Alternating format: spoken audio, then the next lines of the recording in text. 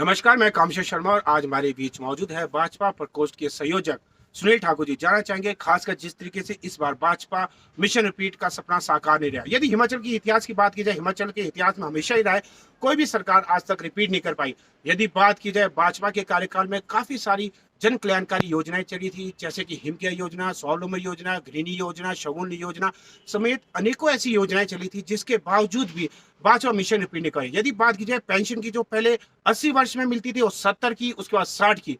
लेकिन यदि बात की जाए कांग्रेस ने इस बार जिस तरीके से दाव पेच खेला है, जिस तरीके से उन्होंने कहा कि इस बार हम पहली कैबिनेट में ओपीएस को बहाल करेंगे, प्रत्येक महिला को 1500 रुपए प्रति माह दिया जाएगा, इसके अतिरिक्त 1 लाख नौकरियां दिया जाएगी, 2 रुपए से हिसाब से गोबर खरीदा जाएगा और 300 यूनिट बिजली प्रदेशवासियों को मुफ्त दी जाएगी। सुनील जी, आपका स्वागत है। जानना चाहेंगे खासकर जो इस बार भाजपा मिशन रिपीट नहीं पाई, क्या कारण है? ये कांग्रेस की झूठी घोषणाएं माने या लोगों को लुभाने वाली योजना है? सबसे पहले तो जो प्रदेश की जनता ने जो निर्णय दिया है हम उसका स्वागत करते हैं। जी। निश्चित तौर पर हमारी हार हुई है और हम स्वीकार करते हैं हम्म। और नई जो सरकार बनी है उसको हम बधाई देते हैं। और जहाँ तक प्रदेश के अंदर जो ऐतिहासिक विकास भारतीय जनता पार्टी जब से भारतीय जनता पार्टी बनी है और भारतीय जनता पार्टी का नारा है सबका साथ सबका विकास और आगे जोड़ा सबका विश्वास और सबका प्रयास।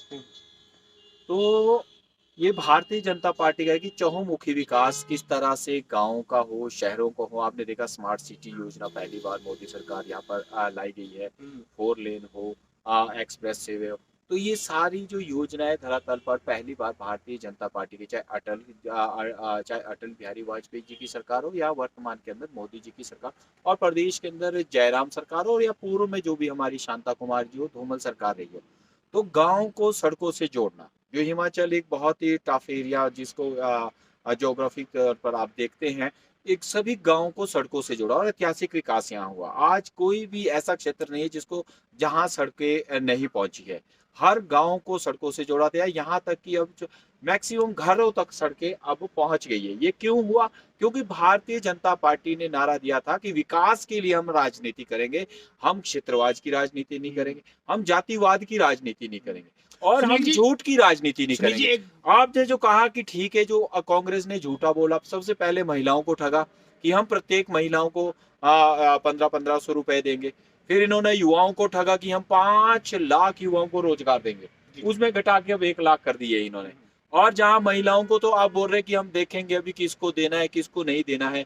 अभी जबकि पहले कहा था कि प्रत्येक महिला को दिया प्रत्येक जाएगा। महिला को हमारी पहली कैबिनेट होगी और हम हमारा लिख में हमने दिया हुआ कि गारंटियां इन्होंने पहली बार बोला। सुनील जी, एक महत्वपूर्ण प्रश्न ये है कि लगातार जो सरकार है, सुखविंदर सिंह सुक्खू लगातार जो सरकारी संस्थान थे उन्हें डीनोटिफाइड कर रहे हैं। इसके ऊपर आपका क्या कहना है? यदि बात की जाए अभी किशनगढ़ है, जहां पर अभी तहसीलदार भी बैठ चुका था, कार्य भी सुचारू रूप से चल रहा था, लेकिन अब वो जो तहसील थे उसे उप तहसील कर दिया गया। इसके ऊपर आपका कहना है? ऐसे ना जाने कितने सारे संस्थान में जो बंद किए देखिए, गए। हमने पहले ही कहा कि प्रदेश के अंदर कोई 4 दर्जन से ज्यादा इन्होंने सब तहसीलें बंद कर दी गई है, जी। डिनोटिफाई किया गया है। हम्म। बहुत सारे कॉलेज बंद कर दिए गए, बहुत सारे स्कूल्स बंद कर दिए गए हैं और बहुत सारे चाहे आईपीएच के ब्लॉक्स वगैरह, ये डिविजन्स वगैरह, उनको बंद करने के और इलेक्ट्रिसिटी के किए गए। हम्म। ये कौन सी सरकार करती है? जो सरकार बदले की भावना से काम करती है। जी जी। इनके पास कोई विजन नहीं है और इन्होंने लक्ष्य रखा है कि जो हमने संस्थान यहाँ खोले हैं पहले ये बंद करेंगे, फिर उसके ऊपर कमेटी बनाएंगे, फिर जब इनकी सरकार यहाँ से इनका सुपड़ा साफ होने वाला होगा तब ये उन्हीं को दोबारा खोलेंगे। नया इनके पास कोई विजन नहीं है प्रदेश को आगे ले जाने के लिए। आज यदि इस कांग्रेस के दिखावे जो प्रदेश की जनता, वो अब हमें फोन आ रहे कि ये बहुत बड़ी गलती हमारे से हो गई है और यहाँ कर्मचारियों को ठगने की बात की। ये ऐसी कांग्रेस पूरे देश के अंदर राजनीति कर रही है। केवल पहले ये जातिवाद के नाम से इन्होंने कहा कि दलित देखो भाई हम है तुम्हारे साथ, मुसलमान हम है आपके साथ। अब प्रदेश के अंदर एक क्षेत्रवाद की राजनीति आ गई। अब ये महिलाओं और युवाओं को ठगने को, पिछली सरकार इन्होंने कहा कि प्रत्येक युवाओं को बेरोजगारी भत्ता मिला, किसी को नहीं है। इस बार इन्होंने कहा कि हम 5 लाख युवाओं को रोजगार देगा, किसी को नहीं दे सकती। और इससे पहले इन्होंने क्या कहा वीरभद्र सरकार ने? प्रत्येक परिवार से हम एक परिवार के सदस्य को नौकरी देंगे। 2001। हाँ, तो 3 में इन्होंने ये कहा था। सर एक बात आपकी क्षमा चाहेंगे काट रहे हैं, और दूसरा सबसे महत्वपूर्ण क्वेश्चन ये रहेगा कि जिला शिमला की बात की जाए, मतलब जो चौपाल विधानसभा क्षेत्र की एक ही सीट जीत पाए है, जो कि बिट्टू वर्मा जी, बलवीर वर्मा जी। तो यदि बात की जाए जिला शिमला में अच्छा प्रदर्शन है रही भाजपा का, और यदि बात की जाए ग्रामीण शिमला, आप भी काफी अच्छे दावेदार थे, जिस तरीके से आप भाजपा के पूर्व प्रदेश अध्यक्ष रहे, काफी युवा आपके साथ जुड़े थे, काफी संख्या में लोग भी कह रहे थे अगर आपको टिकट दिया जाए, यदि आपको टिकट दिया जाता तो क्या आप अच्छा प्रदर्शन कर पाते ग्रामीण शिमला से? देखिए, भारतीय जनता पार्टी में कोई भी व्यक्तिगत जो होता है उसके लिए कोई स्थान नहीं। भारतीय जनता पार्टी ने ठीक है निर्णय लिया, भाई रवि मेहता जी लड़ रहे थे, बिल्कुल। हम सब ने जोर लगाया। अब कहाँ क्या कमी रही कि हमारी यहाँ निश्चित तौर पर बड़ी हार हुई है, उसकी हम समीक्षा कर रहे हैं और जल्दी ही हम अपने संगठन को यहाँ चाहे शिमला ग्रामीण में हो या प्रदेश स्तर पे हो, और शिमला जो जिला है हमारा बहुत ही वीक है, और सोलन में भी हमारी बुरी हार हुई है, सिरमौर में भी हमारी बहुत बुरी हार हुई है।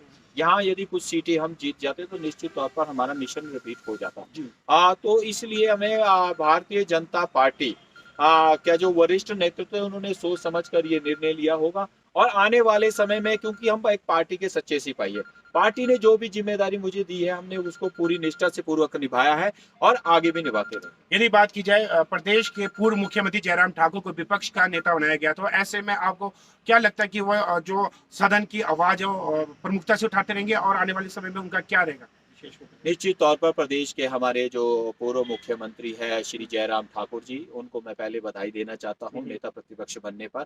वो बहुत एक स्वच्छ छवि के ईमानदार नेता है और उन्होंने चहुमुखी विकास प्रदेश का किया है। और जो मुद्दे जो चाहे आज क्या कहते हैं सहारा योजना हो, ऐसा व्यक्ति जो परिवार के ऊपर बोझ हो, पेंशन की हमने बात की, टोल टैक्स छोटी गाड़ियों से लिया जाता उसको हमने बात की, दर्जनों योजनाएं हमने की, हिम केयर की हमने बात की, कितनी ऐसी योजनाएं थी जो भारतीय जनता पार्टी में भाजपा जयराम सरकार ने लागू की थी। केवल कांग्रेस केवल विरोध की राजनीति के कारण, केवल इसलिए इन कार्यालयों को, इन योजनाओं को बंद करने की कोशिश करी ताकि वहां पर अपना नाम चस्पा कर सके। परंतु हम कांग्रेस को तब देखेंगे कि आज तक स्कूलों में वर्दी भारतीय जनता पार्टी की सरकार देती है, पेंशन भारतीय जनता पार्टी की देती है, ठेकेदारी प्रथा जो बेरोजगारों युवाओं को लिए की थी उसको हमने किया मेरिट के आधार पर, और इसके हमने नौकरियां यहाँ पर दी।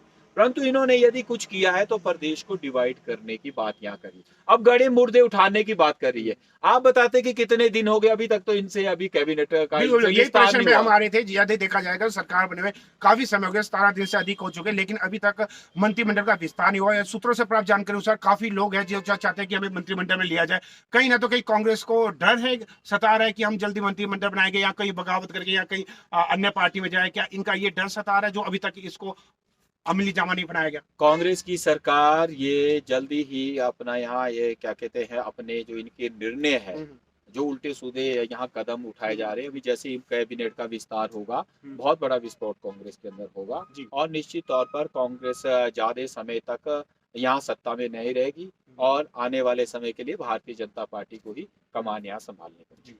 जिस तरीके से अभी एनपीएस के लीडर से बातचीत हुई, प्रदेश के मुख्यमंत्री सुखविंदर सिंह सुखी, वो कह रहे कि हम ओपीएस को बहाल करेंगे, फिर अन्य जो अपनी 10 घोषणा है उनको भी जल्द से जल्द किया जाएगा।